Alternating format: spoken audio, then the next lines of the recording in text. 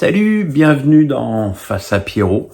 Le soleil s'est barré, mais Joe est resté. La première question est d'Elias Recham. Gamero a annoncé son départ du club. Quel regard portes-tu sur le joueur et sur sa carrière? C'est un joueur que j'ai bien connu, à Strasbourg, à Lorient, à Paris. Évidemment, moins quand il était en Espagne, et puis évidemment encore plus depuis son retour à Strasbourg. Toujours été un garçon délicieux, un couple délicieux, je dirais même jusqu'à dire. Un très bon joueur, intelligent, technique, très à l'aise dans les petits périmètres. Évidemment bridé au plus haut niveau par un physique assez moyen finalement. Il est pas très grand, pas très puissant, mais je trouve que justement, compte tenu de ce physique, il a fait une très belle carrière, et que quand on parle d'adieu réussi, en tout cas ses adieux à lui hier soir, eux l'étaient. Jifeu me dit que penses-tu de l'attitude de Nasser El Khelaifi, absent pour la remise du trophée et du non-hommage à Kylian Mbappé? Mbappé a-t-il vexé le Qatar? De toute façon, depuis le début de la saison, cette saison est foutue. Quand ta première décision de l'année, c'est d'envoyer Mbappé dans le loft et de le priver de la tournée au Japon, tu te doutes que ça ne va pas être sans conséquence dans l'attitude et le moral du joueur. Après, il y a eu l'annonce de son départ, le changement d'attitude, mais vraiment du jour au lendemain de Luis Enrique à son égard, puisque juste avant cette annonce, il jouait tous les matchs 90 minutes, et que là, il a commencé à rentrer, à sortir, à pas jouer, à rentrer, à sortir, à pas jouer. Et puis, il y a eu ce message où il ne cite même pas le président. De toute façon, on sait qu'il s'adresse plus la parole. Donc, c'est une triste fin, à l'image de la fin de beaucoup de grands joueurs de ce club qui sont partis par la toute petite porte.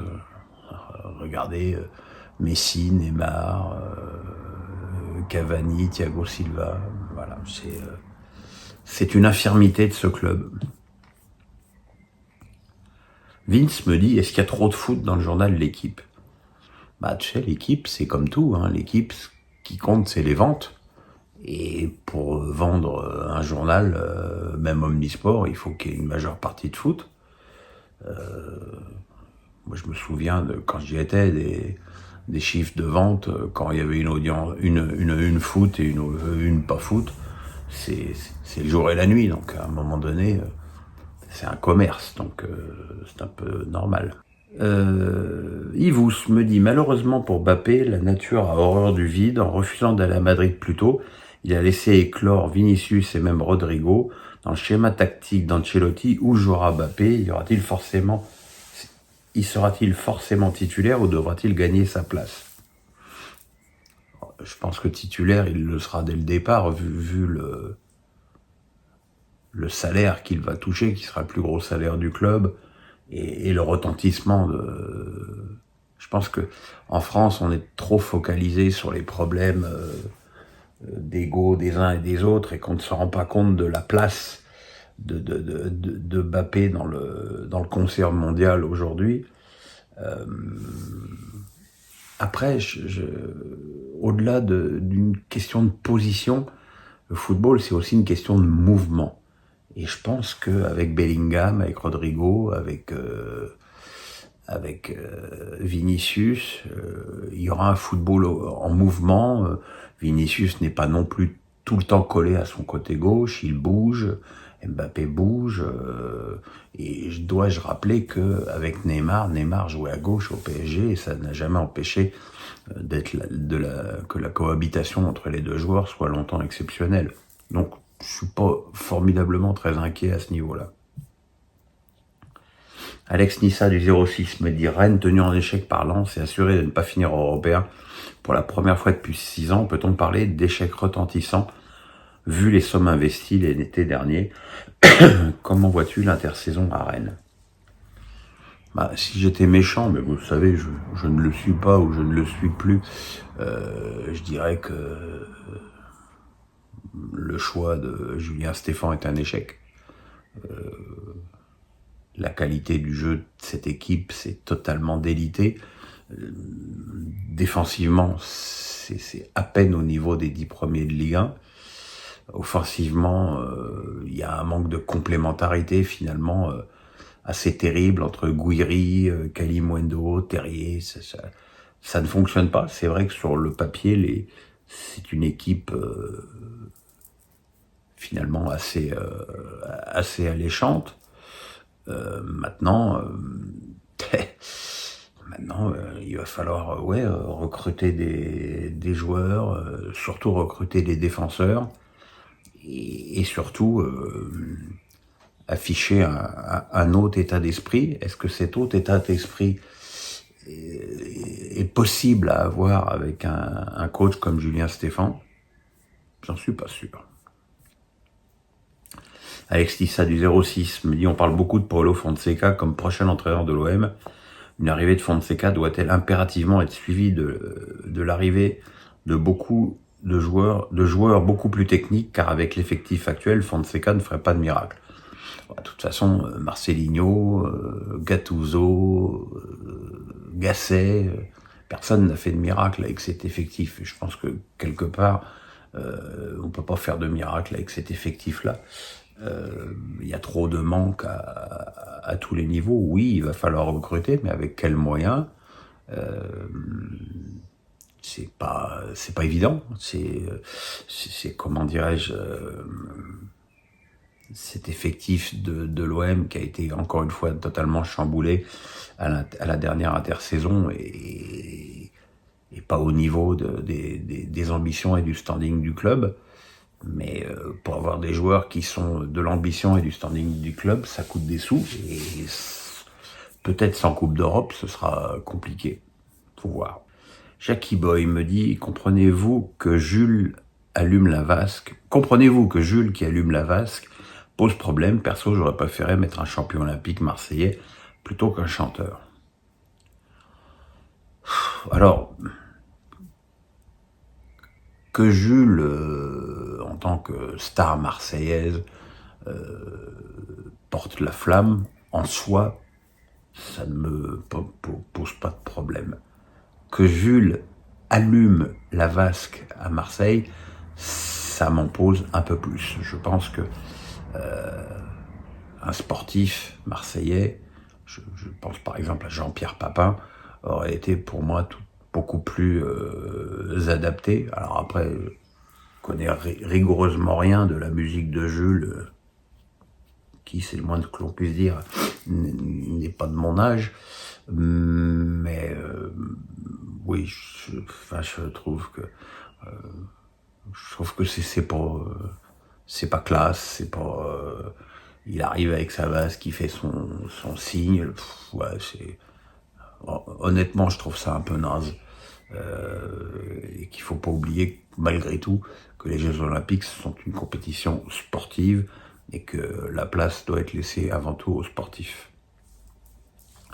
Alex Nissa du 06 me dit: Metz battu à Strasbourg en fin de match n'a plus aucune chance de se maintenir directement. Lorient va jouer à Clermont, déjà relégué, et Metz va jouer le PSG. Crois-tu que Lorient puisse remonter sa différence de but sur Metz à la dernière journée? Ça me paraît compliqué quand même, surtout vu l'état de déliquescence absolue dans lequel se trouve le FC Lorient. D'autant que même s'ils ont perdu, Clermont a fait un match très sérieux contre Lyon hier. Donc, mais c'est vrai que la manière dont Metz a perdu à Strasbourg est assez extravagante. Benjamin Meunier me dit: les ultras du PSG, avec en tête le CUP, se déchirent autour des célébrations pour Mbappé et les connivences de leur chef avec le clan Mbappé. Les rumeurs vont bon train et vont même jusqu'à envisager la dissolution du groupe. As-tu un avis sur le sujet? Alors j'ai un avis, même si je m'en fous. Je m'en fous du CUP, je m'en fous de ces associations de supporters qui pensent faire la pluie et le beau temps Voilà. Qu'il y ait eu une banderole pour le départ de Mbappé, ça me choque pas. Que tout le monde ne soit pas d'accord, ça ne me choque pas non plus. Après, il faut voir dans quelles conditions cette banderole a été décidée, si elle a été imposée, si... enfin bon, j'ai pas vu de réaction hostile de la tribune au moment de son élévation, ni pendant le match. Voilà, moi ce que je regrette avant tout, c'est que ce club, et quand je parle du club, je parle des dirigeants, des supporters et de Kylian, soit pas foutu de mettre tout ça de côté pour un dernier match au parc et de faire un bel adieu pour un joueur qui a qui a fait 7 ans de sa carrière, de 18 à 25 ans en plus, excusez du peu, dans ce club. Voilà, je trouve ça extrêmement regrettable et ça ne donne pas une belle image du PSG. Lichagone me dit ton avis sur la énième situation litigieuse dont le Real a bénéficié dans les ultimes secondes des arrêts de jeu. Le Real est le plus grand club du monde. Le Real a une culture de la gagne absolument insensée. Le Real est capable d'être ballotté, d'être mauvais et toujours s'en sortir. C'est vrai. Tout ce que je viens de dire, c'est vrai. Maintenant, qu'il y ait toujours aussi le petit coup de pouce arbitral au moment où il le faut, c'est extrêmement agaçant et problématique. Voilà, on vit ce qu'on vit peut-être aussi au niveau du championnat, à savoir que les grosses équipes sont pas arbitrées comme les petites. Maintenant, voilà, je trouve que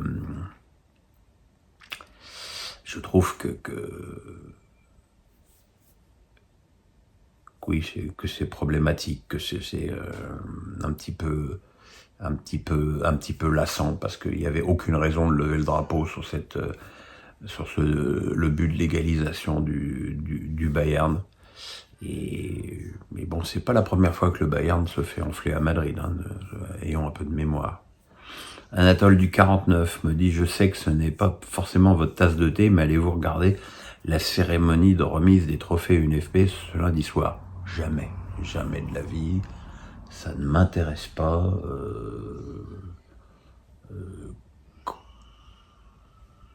Quand je vois la façon dont l'absence de la Casette, l'absence de ça, alors j'ai beau savoir que c'est les joueurs qui votent, voilà, ça me gêne, ça me contrarie, j'ai du mal à comprendre comment les choix sont faits. Alors on me dira c'est la démocratie, hein, oui, mais voilà. Mais après, c'est une soirée qui est chiante. Et je me bouffe assez de trucs de foot dans la semaine pour regarder un bon film avec ma femme ce soir. Penacchino Jean me dit le départ de Mbappé du PSG qui marquait aux alentours des 30 buts en championnat, va-t-on avoir droit à un resserrement en Ligue 1? C'est possible, surtout quand j'entends Luis Enrique, et je peux même pas vous dire à quel point cette déclaration m'angoisse, qu'il envisagerait de jouer sans avant-centre, ce qu'il a toujours fait un peu partout, hein, surtout avec l'équipe d'Espagne, pour les résultats brillants qu'on sait. Donc voilà, je suis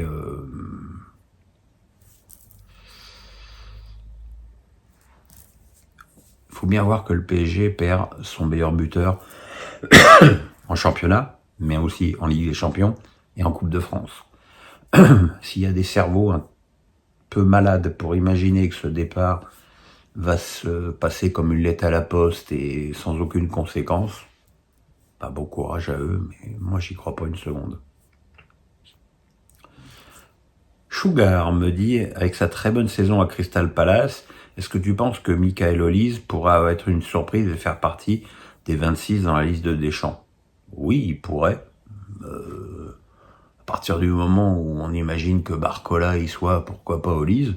Maintenant, on sait la répugnance qu'a Deschamps à appeler des nouveaux joueurs, surtout dans ces moments-là. Donc il faudra voir. Mais moi j'aimerais bien Olise. C'est un joueur qui est intéressant, qui a une belle qualité de frappe et qui a de la puissance.